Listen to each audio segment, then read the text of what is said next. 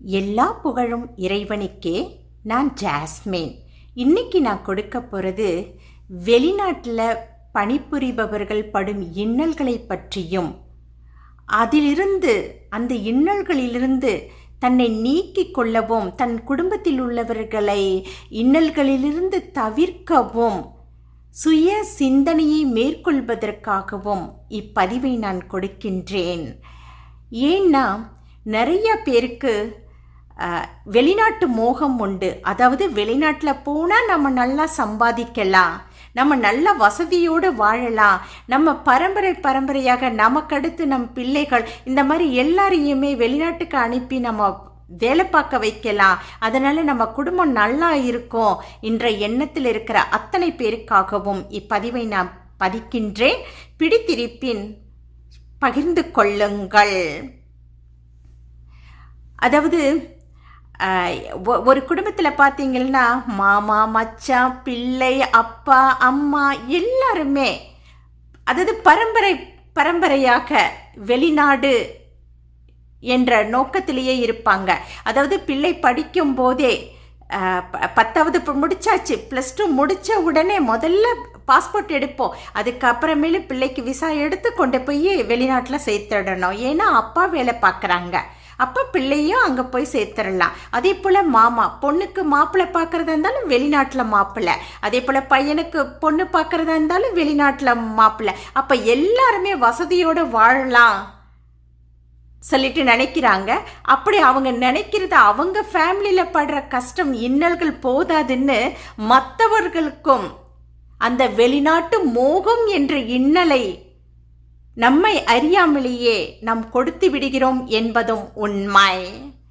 ஏன்னு சொன்னால் எல்லாருமே அந்த குடும்பத்தில் எல்லாருமே வெளிநாட்டில் இருக்கவங்களாவே இருக்காங்கன்னு வச்சுக்கோங்களேன். அவங்க ரொம்ப ஆடம்பரமாக இருப்பாங்க. அதாவது உள்ளே இருக்க இன்னல்களை அவர்கள் காட்ட மாட்டார்கள், நமக்கு தெரியாது. ஆனால் 1000 முறை மற்றவங்களுக்கு எல்லாருக்கும் நம்ம உபதேசம் பண்ணுவோம், வீட்டுக்கு வீடு வாசப்படி, வீட்டுக்கு வீடு வாசப்படின்னு சொல்லுவோம். ஆனால் நமக்குள்ள அதை ஏற்றுக்க மறுப்போம். ஏன்னா அவங்க வீட்டில் நல்லா இருக்காங்க, எல்லாருமே வெளிநாட்டில் இருக்காங்க, ஆனால் அங்கே என்ன பண்ணுறாங்க, என்ன பாடுபடுறாங்கன்றது யாருக்குமே வெளியில் தெரியறதில்ல. ஏன்னு சொன்னால் அங்கே வெளிநாட்டில் வேலை பார்ப்பவர்களும் தன் மனைவிக்கோ தன் பிள்ளைகளுக்கோ தன் உறவுகளுக்கோ நாங்கள் என்ன கஷ்டத்தை அனுபவிக்கிறோம் என்றதை அவங்க சொல்றதில்ல. ஈவன் சாப்பிட்றது முதற்கொண்டு அவர்கள் எப்படி கஷ்டப்படுகிறார்கள், வேலையில் எப்படி துன்பம் அடைகிறார்கள் என்பதையும் அவர்கள் சுட்டி காட்டுவதில்லை என்பதும் உண்மை. அதனால வேண்டி அடுத்தவர்களுக்கு எல்லாருக்குமே நம்மளும் வெளிநாட்டுக்கு போனால் நல்லா சம்பாதிச்சுடலாம் சொல்கிற ஒரு நம்பிக்கை. நான் ஊருக்கு போயிருந்தப்ப பக்கத்து வீட்டு அம்மா ஒரு அம்மா வந்தாங்க. அதாவது பக்கத்து வீட்டுனா அந்த தெரு கடைசியில் இருக்க ஒரு அம்மா, அவங்கள முன்ன பின்ன நான் பார்த்ததில்லை. என்கிட்ட பேசினாங்க. பேசிட்டு சொன்னாங்க, அம்மா என்னுடைய பையனுக்கு கொஞ்சம் வேலை வாங்கி தருவீங்களாம்மா, நான் ரொம்ப கஷ்டத்தில் இருக்கேம்மா. அவங்க அப்பா வெளிநாட்டு தான் இருக்காங்க, ஆனால் அவங்களுடைய பையனை கூப்பிட்டுட்டு போய் அங்கே வேலை வாங்கி தர மாட்டேங்கிறாங்க, இங்கேயும் பையனுக்கு வேலை கிடைக்க மாட்டேங்குது, அதனால் மனசு உடஞ்சி போயிருக்காம்மா, நீங்கள் ஒரு வேலை பார்த்து தரீங்களாம்மான்னு சொல்லி கேட்டாங்க. நான் அவங்கள கூப்பிட்டு உட்கார வச்சு வீட்டில் உட்கார வச்சு அவங்கக்கிட்ட நல்ல முறையில் நான் பேசினேன்.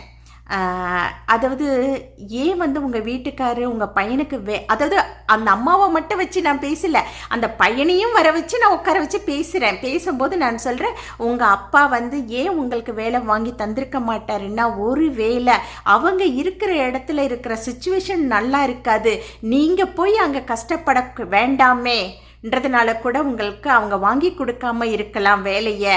அதே போல் என்னை பொறுத்த வரைக்கும் நான் உங்களுக்கு சொல்கிறது, வெளிநாட்டில் போய் இந்த படிப்புக்கு தகுந்த வேலை அங்கே கிடைக்குமான்னா கிடைக்காது என்பது தான் உண்மை. அதனால் அதுக்கு ட்ரை பண்ணுறதை விட இங்கேயே நீங்கள் வேலை எங்கேயுமே கிடைக்கலன்னா சுயமாக ஒரு குட்டி தொழிலையாச்சும் ஆரம்பிங்க, அதுலேருந்து நீங்கள் 2 பேருக்கு வேலை கொடுக்கலான்னு சொல்லிட்டு நான் சொன்னேன். அது நல்லவற்றிற்காக நான் சொன்னது. ஆனால் அந்த அம்மா உடனே கேட்டாங்க ஒரு வார்த்தை என்னை பார்த்து, அம்மா நான் ஒன்று கேட்பேன், நீங்கள் கோபப்பட மாட்டீங்களே சொல்லி சொன்னாங்க. அப்போ நான் சிரிச்சுக்கிட்டே கேட்டேன், இல்லை நான் கோபப்பட மாட்டேன், சொல்லுங்க பரவாயில்ல சொன்னேன். அதுக்கு அவங்க சொன்னாங்க, நீங்கள் ஏன் வெளிநாட்டில் வேலை செய்கிறத விட்டுட்டு ஒரு பொம்பளையாக இருந்து ஏன் வெளிநாட்டில் வேலை செய்கிறத விட்டுட்டு வீட்டுக்கு வரலாம்? நீங்கள் அப்படி வந்திருந்தீங்கன்னா உங்களுக்கு அந்த கஷ்டம் தெரியும். உங்கள் பொண்ணையும் பையனையும் இந்த மாதிரி நீங்கள் உயர்ந்த படிப்புக்கு நீங்கள் உங்களால் படித்து வச்சிருக்க முடியாது இல்லை, அப்போ இந்த வார்த்தையை நீங்கள் என் பையனுக்கு சொல்லியிருக்க மாட்டீங்கன்னு சொன்னாங்க. உடனே அதுக்கு அவங்களுக்கு நான் சொன்ன வார்த்தை இதுதான். அதாவது, என்னுடைய லைஃப் முடிந்து விட்டது, என்னோட முடிஞ்சிருது. இந்த பாதிப்புகள் அனைத்தும் என்னோட முடிந்து விடுகிறது. ஆனால் இது மறுபடியும் என் பிள்ளைகளுக்கு தொடரக்கூடாது என்பதற்காகத்தான் என் கடமையின் கடைசி ஸ்டேஜ் வரைக்கும் நம்ம வேலை பண்ணிடுவோம் சொல்லிட்டு நான் அங்கே இருக்கேம்மா, இல்லைன்னா நான் இருக்க மாட்டேன். என்னை போல என்னுடைய பிள்ளைகளும் கஷ்டப்படக்கூடாது என்பதற்காக தான். இதை நீங்க உங்களுக்கு வேலை வேணும்னு கேளுங்க, என் பிள்ளைக்காக வேண்டி நான் வேலைக்கு வரமாங்க, எனக்கு வேலை பார்த்து கொடுங்கன்னு சொல்லி கேட்டீங்கன்னா உங்களுக்கு நான் கண்டிப்பாக நான் வேலை பார்த்து கொடுப்பேன். ஏன்னா இந்த இளம் வயதில் அவனுடைய வயதை வெளிநாட்டில் தொலைக்க வேண்டாம் என நான் நினைக்கின்றேன் சொல்லிட்டு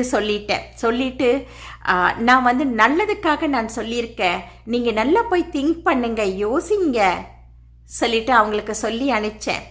அதுக்கப்புறமேல என்னுடைய பசங்களும் இதே வார்த்தையை என்னை பார்த்து கேட்டாங்க. ஆமாம் மம்மிமா, அவங்க கேட்டப்ப நீங்கள் வெளிநாட்டுக்கு போக வேண்டாம், அங்கே ட்ரை பண்ண வேண்டாம்னு சொன்னால் யாருக்காக இருந்தாலும் கோபம் தானே வரும்னு சொன்னாங்க. அப்போ நான் சொன்னேன், இல்லடம்மா, நான் படுற கஷ்டத்தை மற்றவங்க யாரும் பட வேண்டாம் சொல்லிட்டு சொன்னேன். அப்போ என்னுடைய பையன் என்கிட்ட கேட்டாங்க, இல்லையம்மா, இல்லை மம்மிம்மா, மற்றவங்கள மாதிரி இல்லையே, உங்களுக்கு அங்கே கவர்மெண்ட் ஜாபில் நீங்கள் இருக்கீங்க, மாதமான சம்பளம் வந்துடுது, அப்புறம் என்ன உங்களுக்கு கஷ்டம்னு சொல்லி கேட்டாங்க.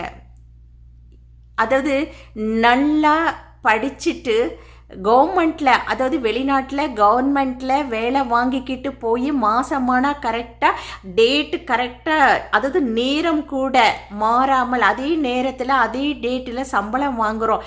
ஆமாம், அந்த ஒரு நாள் மட்டும்தான் நான் சந்தோஷப்படுகின்றேன், மற்ற நாளில் எல்லா நாளுமே கஷ்டம்தான். அந்த எல்லா கஷ்டத்தையும் என்னால் பகிர முடிவதில்லை சொல்லிட்டு சொன்னேன். அதுக்கப்புறமேலு ஒன்றும் இல்லை, அதுக்கு ஒரு உதாரணம்.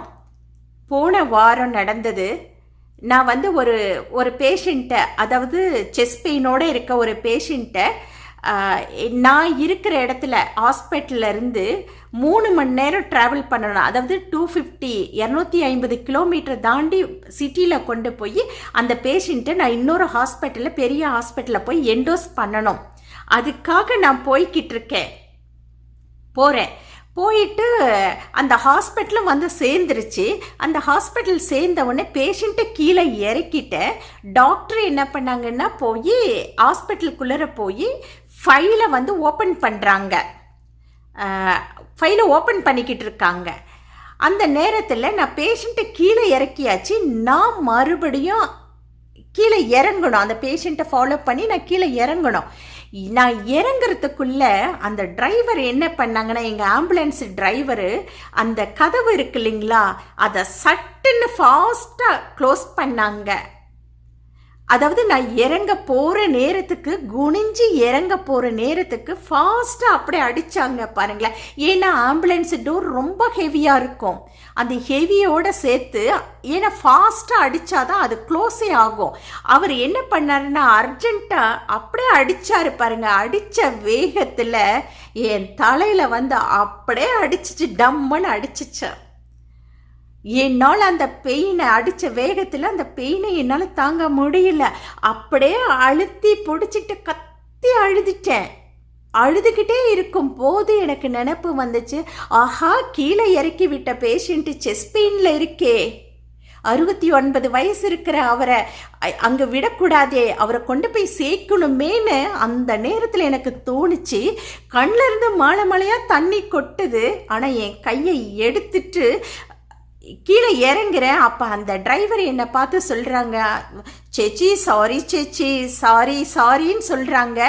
அது எதுவுமே என் காதில் விழலை. ஏன்னா அந்த அளவுக்கு என் பெயின் தலை அப்படியே வெடியுது.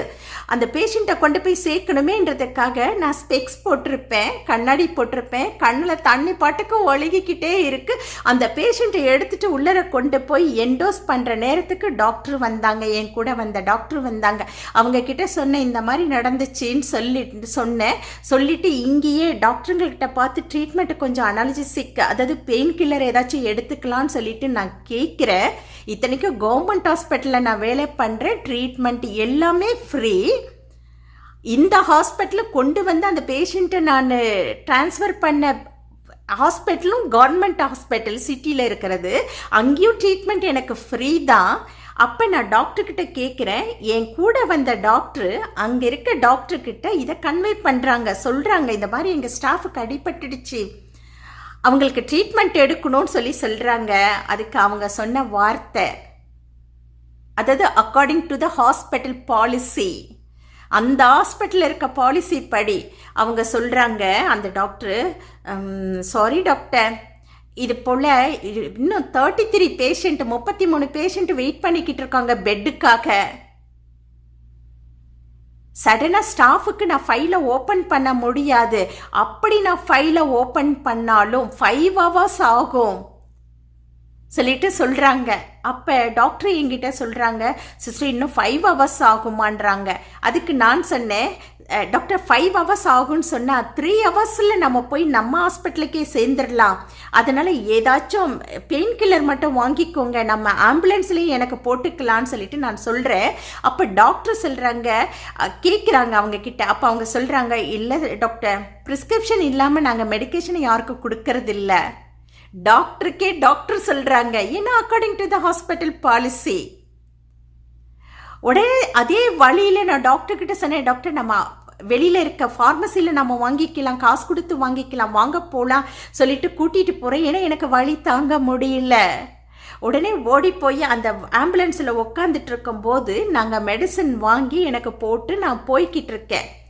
என்னால் பெயின் தாங்கலை. அதுக்கு நடுவில் மனசுக்குள்ள வேதனை, என்ன ஆகுமோ, இவ்வளோ வேகமாக அடிச்சிச்சே சொல்லிட்டு ரொம்ப கவலை வேறு. அதில் அலற அழுதுகிட்டே இருக்கேன். அப்புறமேலு ஹாஸ்பிட்டலுக்கு போனதுக்கப்புறம் அட்மிஷனான சிடி எடுத்தோம். சிடியில் நார்மல் வந்தாச்சு. அதாவது நான் எதுக்கு இதை சொல்ல வரேன்னு சொன்னால், இந்த 6 hours இங்கேருந்து அங்கே போனது 3 hours ட்ராவலு, அங்கேருந்து மறுபடியும் ரிட்டர்ன் வந்த 3 hours ட்ராவலில் நான் பட்ட அந்த வழியை யார்கிட்டனா சொன்னாலும் யாருனாலையும் அதை வாங்கி கொள்ள முடியாது. ஆனால் இந்த மாதிரி கஷ்டத்தை யாரும் அனுபவிக்க வேண்டான்னு சொல்றதில்ல தவறில்லை என்ன நான் நினைப்பதால் தான் இந்த பதிவை நான் பதிக்கின்றேன். கஷ்டம் எல்லா இடத்துலையும் உண்டு.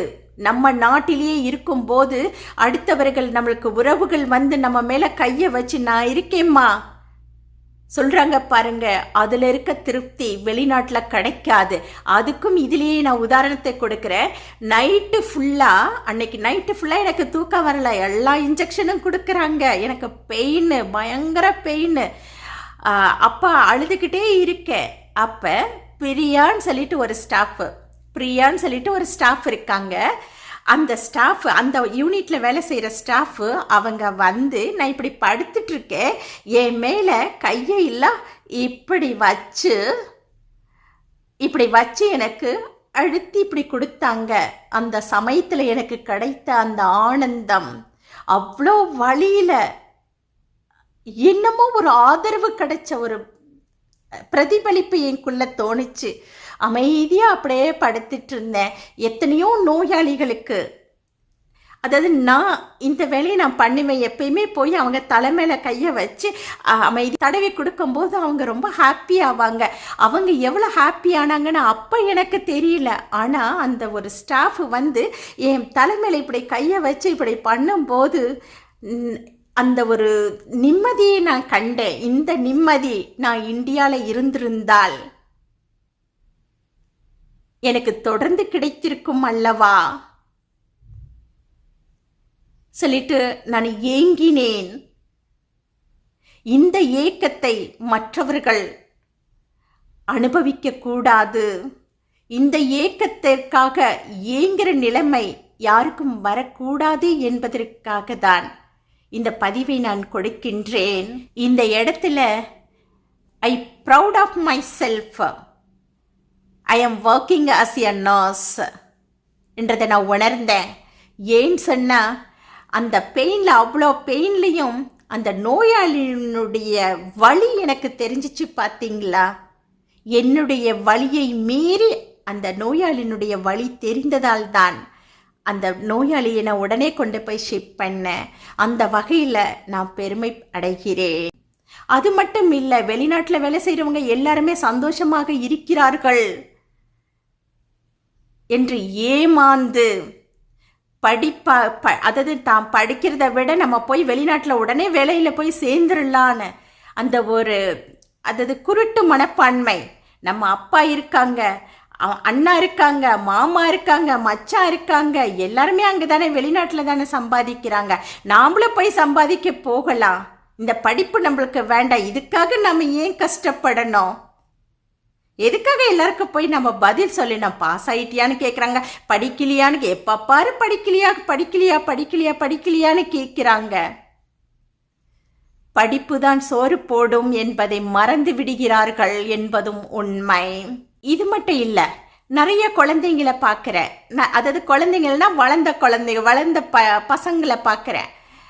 22 வயசாச்சு, 23 வயசாச்சு, 20 வயசாச்சுன்னாக்க உடனே வெளிநாட்டில் வந்துடுறாங்க. வந்துட்டு அதுவும் இல்லாமல் பர்மனெண்ட்டாக ஜாபில் இருக்க நாங்களே இவ்வளோ கஷ்டப்படும் போது அவங்க இல்லை எல்லாம் வர்றவங்க நிறைய பேருங்க நான் பார்க்குறேன். அதனால தான் இந்த பதிவை நான் கொடுக்கின்றேன். அந்த பரிதாபங்கள், நிறைய பரிதாபங்கள் இங்கே இருக்குது. அது யாருக்கும் தெரியறதில்ல. அந்த பசங்க வந்திருக்காங்க, அதாவது எக்ஸாக்டாக ஒரு ஜாபுக்குன்னு சொல்லிட்டு எந்த விசாவும் எடுக்கிறது இல்லை. இங்கே வந்து தேடிக்கிறாங்களாம், வேலையை தேடிக்கிறாங்களாம். ஏன்னா அப்பா இருக்காங்க, மாமா இருக்காங்க, மச்சா இருக்காங்க, அண்ணன் இருக்காங்க, தம்பி இருக்காங்க, இவங்கெல்லாம் தேடி தருவாங்களாம் அப்படின்னு சொல்லிட்டு வந்துடுறாங்க. வந்துட்டு படித்தவங்களே எவ்வளோ பேர் அவங்களுக்கு தகுந்த வேலை இல்லாமல் கஷ்டப்பட்டு வேலை பண்ணிக்கிட்டு குடும்பத்தில் அப்பா அம்மாவுக்கு யாருக்குமே சொல்கிறதில்ல. தனக்கு என்ன கஷ்டம் வந்தாலும் நான் சொல்கிறதில்ல. ஏன்னா அவங்களுக்கு தேவையானதை மட்டும் நம்ம கொடுத்துடலாம். ஏன்னா இந்த வெளிநாட்டில் வந்து கஷ்டப்படுறவங்க எல்லாருக்குமே தோன்ற ஒரே ஒரு இது, ஆழமாக பதிகிற ஒரு விஷயம் என்னென்னா, நம்ம படுற கஷ்டத்தை யாருக்கும் சொல்லக்கூடாது, அவங்களுக்கு கஷ்டத்தை கொடுக்கக்கூடாது. இதை நினைக்கிற நாம அவங்கள யாரையுமே, அங்க இருக்கவங்க யாரையுமே மறுபடியும் இங்க கொண்டு வந்து கஷ்டத்துக்கு ஆளாக்கிடக்கூடாதுங்கிறத நினைக்க மறந்துடுறாங்க. அப்படி மறக்கிறதுனால மறுபடியும் பரம்பரையாக கஷ்டத்துக்கு உள்ளாகிறார்கள் என்பதும் உண்மை. உடனே அந்த பசங்க வராங்க இல்லையா, வந்துட்டு வேலைக்கு தேடுறாங்க. இருக்க இக்காமா எல்லாத்தையும் வாங்கிடுறாங்க. வாங்கி கஷ்டப்பட்டு வாங்கிட்டு ஒரு கஃபாலத்து ஒருத்தர் தேடி கண்டுபிடிச்சி எல்லாத்தையும் வாங்கிட்டு வேலைக்கு போய் சேரணும்னா என்ன வேலை காத்துக்கிட்டு இருக்கோம் அவங்களுக்கு? நல்ல வேலை எதுவுமே இருக்காது. பார்த்தா ஹோட்டலில் போய் வேலை பார்ப்பாங்க, ரெஸ்டாரண்ட்டில். இதே நம்ம ஊரில் இந்த வயசு பசங்க போய் ஃப்ரெண்டுங்களோட சேர்ந்துக்கிட்டு போய் அதே ஹோட்டலில் உட்காந்து எத்தனை பேர் ஆர்டர் பண்ணி, இது என்ன இப்படி கொடுத்துருக்க, இது என்ன இப்படி கொடுக்கல நீயே, நான் எவ்வளோ நேரம் ஆச்சு ஆர்டர் பண்ணி சொல்லி கேட்குற அதே பிள்ளைகள் இங்கே வந்து வாயை மூடிக்கிட்டு எதையுமே காதில் வாங்கிக்காம கடனே நம்ம பண்ணி ஆகணுமே, நம்ம சம்பாதிச்சு ஆகணுமேங்கிற ஒரே காரணத்துக்காக ரெஸ்டாரண்ட்டில் வேலை செய்கிறாங்க. அங்கே போச்சுன்னா பார்த்தீங்கன்னா இங்கே கடைங்க நிறைய ஷாப்புங்க இருக்கும். ஷாப்பில் பார்த்தீங்கன்னா வேலை பண்ணிக்கிட்டு இருப்பாங்க. அதே போல் இதில் பெட்ரோல் பங்க்கில் போயிட்டு லைனு நம்மளுக்கு வண்டியை ஓட்டிகிட்டு போயிருப்பாங்க, 2 வீலரில் போயிருப்பாங்க. 4 வண்டி முன்னாடி நிற்கும், 4 வண்டி கழிச்சு தான் நம்மளுக்கு இது பெட்ரோல் போட்டுக்க முடியும். அதுக்கு நிற்கிறதுக்கு சலிச்சுப்பாங்க. அங்கே அம்மா அங்கே கூட்டமாக இருக்கும்மா, அங்கே நான் போகலம்மா, இதம்மா நம்ம இன்னும் கொஞ்ச நேரம் அடுத்த பெட்ரோல் பங்க்குக்கு போயிடலான்ட்டு எத்தனை பெட்ரோல் பங்கை தாண்டி போய் பெட்ரோல் போட்டுட்டு போயிருப்பாங்க இல்லையா? அந்த பிள்ளைகள் அதாவது அந்த அளவுக்கு பொறுமை இல்லாத 4 பேரை தள்ளி நாம பெட்ரோல் போட்டுக்கலாமேன்னு சொல்லிட்டு நினைக்கிற அளவுக்கு பொறுமை இல்லாத பிள்ளைகள், அதாவது நம்ம நாட்டில் அந்த பொறுமையை இழந்த இந்த பிள்ளைகள் இங்க அதே பெட்ரோல் பங்க்ல போய் நின்று பெட்ரோல் வர்ற வண்டிக்கெல்லாம் போடுவாங்க பாருங்களேன். போட்டுட்டு வந்து அவங்க அப்பா அம்மா கிட்ட வந்து புலம்புவாங்க பாருங்களேன். இங்க அப்பா தான் கொண்டாந்து சேர்த்துனாங்கன்னு வச்சுக்கோங்களேன், அவங்க கிட்ட புலம்புவாங்க. இல்ல மாமா வந்து சேர்த்திருந்தா மாமா கிட்ட புலம்புவாங்க. ஐயோ இந்த வேலை எனக்கு பிடிக்கல, இந்த வேலை எனக்கு பிடிக்கல. ஏன் பிடிக்கல? படி படி படி, ஊர்ல படி, இல்லை ஏதாச்சும் ஒரு தொழிலை கத்துக்கோன்னு சொல்லும் போது யாருமே முன்ன வரல. ஐயோ நம்ம கத்துக்கலாமேன்னு சொல்லிட்டு.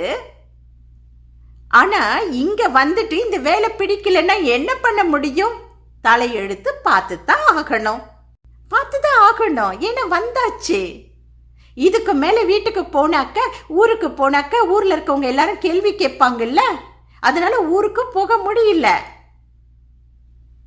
இதோட முடிஞ்சிருதா? இந்த பிள்ளைங்க இப்படி வேலை செஞ்சுக்கிட்டு இருப்பாங்க கஷ்டப்பட்டு, ஓகேங்களா? அதுவும் சாப்பாடு போட்டு மீன் குழம்பு ஊத்துனா அந்த மீன் குழம்புல இருக்க மீன் முள்ளை எடுத்துட்டு சாப்பிட தெரியல. ஏன்னு சொன்னா அந்த முள்ளை எடுத்துட்டு தன் பிள்ளை சாப்பிடாது, முள்ளை எடுத்துட்டு சாப்பிட தெரியாதுங்கிறது கூட அந்த அப்பாவுக்கு தெரிஞ்சிருக்கிறதுக்கு சான்ஸ் இல்லை. ஏன்னு சொன்னா அப்பா போறதே கொஞ்ச நாள், பிள்ளைகிட்ட உட்காந்தா பார்த்துட்டு இருப்பாங்க. இவ்வளோ கஷ்டத்தை அனுபவிச்சுட்டு போற அப்பாங்க ஊர்ல போயிட்டு அவங்க வேலையெல்லாம் இன்னும் எவ்வளோ வேலை இருக்குமே, தான் லீவு முடிஞ்சு மறுபடியும் ஊருக்கு போறதுக்குள்ள, வெளிநாட்டுக்கு போறதுக்குள்ள அங்க இருக்க வேலையெல்லாம் முடிச்சுட்டு போகணுமேங்கிறதுக்காக வேண்டி அவங்க கடமையெல்லாம் செஞ்சுக்கிட்டு இருப்பாங்க. அப்ப பிள்ளைக்கு என்ன தேவை, என்ன என்ன வேண்டாம்ன்றதெல்லாம் ஃபுல்லா தெரிஞ்சிருக்கிறதுக்கு சான்ஸ் இல்லை. ஆனா இங்க வந்துட்டு அந்த குழந்தைக்கு அந்த முள்ளை எடுத்து சாப்பிட தெரியாம உட்காந்து நோண்டிக்கிட்டு இருக்கோம் அந்த சாப்பாட்டை. அப்பதான் தெரியும் அப்பாவுக்கு, ஆஹா நம்ம அனுப்பிச்ச காசுல, அங்க நம்ம ஊருக்கு அனுப்பிச்ச காசுல முள் இல்லாத மீனை வாங்கி தான் ஒய்ஃப் வாங்கி சமைச்சு கொடுத்துருக்காங்க. அதனால வேண்டிதான் இன்னைக்கு வந்து இவ்வளோ கஷ்டப்படுறானு என் பையன். அதாவது அங்க படிச்சுட்டு அங்க ஒரு நல்ல தொழிலை கத்துக்கிட்டு இருந்திருந்தா சம்பாதிச்சு அனுப்பிச்ச காசோட அந்த கஷ்டம் தீர்ந்திருக்கும். ஆனா இந்த அப்பாக்கு அப்படி இல்ல.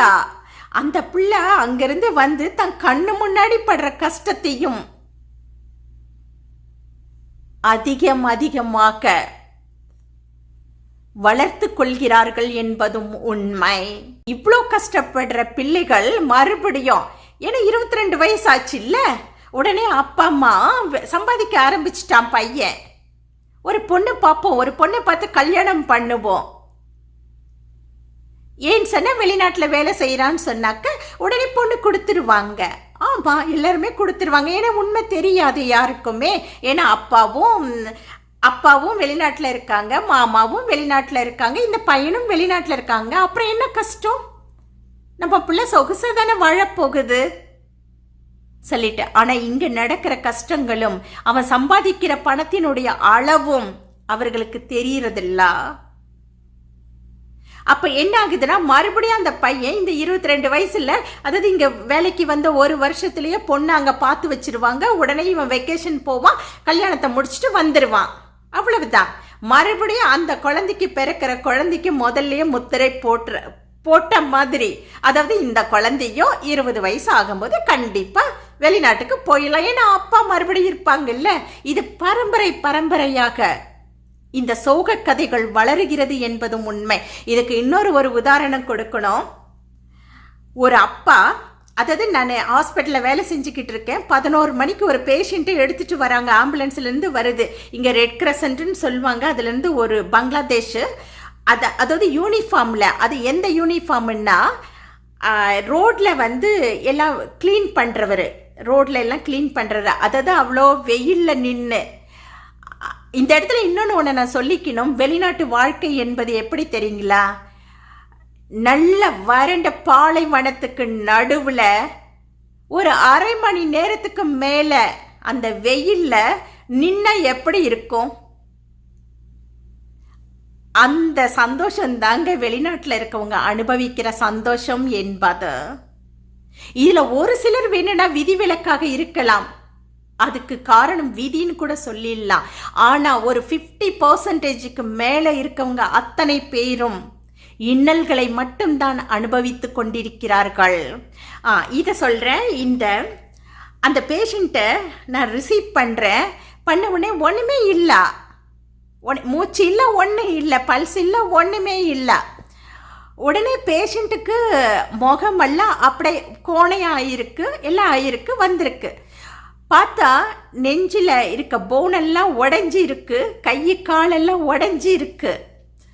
அப்போ கூடவே இந்த நாட்டுக்காரும் ஒருத்தர், அதாவது ஆக்சிடெண்ட் பண்ணவரும் இருக்காங்க. அப்போ என்ன ஆச்சுன்னு கேட்கும்போது தான், ஹிஸ்ட்ரி கலெக்ட் பண்ணும்போது தான் சொல்கிறாங்க, ரோட்டில் போய்கிட்டு இருக்க ஒரு காருக்காரங்க கூப்பிட்டு தண்ணி கொடுக்கறதுக்காக இவரை கூப்பிட்டுருக்காங்க. இந்த ரோட்டில் வேலை செய்கிறவருக்கு பாவம் பார்த்து அவரை கூப்பிட்டு தண்ணியை கொடுத்துருக்காங்க. தண்ணியை அவர் அந்த தண்ணி பாட்டில் அவர் வாங்கும் போது வந்த வண்டி, பின்னாடி வந்த வண்டி அவரை அடிச்சிருச்சு. அவர் அங்கேயே ஸ்பாட் அவுட், அங்கேயே இறந்துட்டாரு. அதுக்கப்புறமேல அவர் இங்கே கொண்டு வந்திருக்காங்க. அப்போ அவங்க சொல்கிறாங்க, கூட வந்தவங்க சொல்கிறாங்க, அந்த ஒர்க்கர்ஸு, இவர் இறந்துட்டாரு, இவரை போத்தி அந்த ஒயிட் கலர் கிளாத் எடுத்து நான் போத்துறேன். போத்தி வைக்கும் போது அவங்க சொல்கிறாங்க, அந்த கூட வந்தவர் ஓன்னு கத்தி அழுதாரு. அப்போ நான் கேட்டேன், ஏன் என்னாச்சு சொல்லி அழற, உங்களுக்கு சொந்தம்மா சொல்லி கேட்குறேன். அதுக்கு அவங்க சொல்கிறாங்க, அம்மா நான் அதுக்காக அழலம்மா, இவ்வளோ நாள் கஷ்டப்பட்டு அவங்க பையனை இங்க வேலைக்காக வர வச்சாங்க, இன்னைக்கு வந்து ஜெத்தால இருக்காங்கம்மா, ஏர்போர்ட்ல இருந்து வெளியில வந்து வெயிட் பண்ணிக்கிட்டு இருக்காங்க அப்பா வருவாங்கன்னு சொல்லிட்டு. இந்த அப்பா இன்னைக்கு தான் 15 நாளுக்கு லீவ் வாங்கியிருக்காங்கம்மா. இந்த முடிச்சுட்டு இன்னைக்கு டியூட்டியை முடிச்சுட்டு இவங்க போய் பையனை கூட்டிட்டு வர்றதுக்காக போறவங்க, ஆனா இப்ப இறந்துட்டாங்கம்மா. இவங்க இறந்தத அந்த பிள்ளைக்கு நான் எப்படிமா சொல்லுவேன்னு கேட்குறாங்க. அப்ப உண்மைக்குமே மனசு எவ்வளோ வலிச்சது தெரியுங்களா? ஐயோ, இத்தனை வருஷம் கஷ்டப்பட்டு தன் பிள்ளைய வர வச்சுட்டு பார்க்க முடியாம போயிடுச்சேன்னு சொல்லிட்டு ஒரு பக்கம் கஷ்டம். இன்னொரு பக்கம் என்ன கஷ்டம் எனக்கு தோணுச்சுன்னா, இந்த ரோட்ல வேலை செஞ்சுக்கிட்டு இருக்க, அதாவது துப்புரவு வேலையை இந்த நாட்டில் வந்து செஞ்சுக்கிட்டு இருக்க இவரு என்ன அப்படி பெரிய வேலையா அந்த பிள்ளைக்கு வாங்கி கொடுத்துட முடியும்? முடியாது இல்லையா? அந்த கஷ்டத்தையும் பார்க்க கூடாதுன்னு சொல்லிட்டு தான் போயிட்டாரு போல இருக்கு. ஏன்னா அந்த வெயில்ல காலையிலிருந்து மதியம் வரைக்கும் அங்க ரோட்ல பெருக்கி எடுக்கிறதுங்கிறது எவ்வளவு ஒரு கடினமான ஒரு வேலை இல்லையா? அப்பதான் எனக்கு தோணுச்சு, இனிமேல அந்த பையனுக்காச்சும் ஏதாச்சும் ஒரு வேலையை கிடைக்கட்டும், நல்ல வேலையா கிடைக்கணும் சொல்லிட்டு கடவுள்கிட்ட ப்ரேயர் பண்ணிக்கிட்டேன்.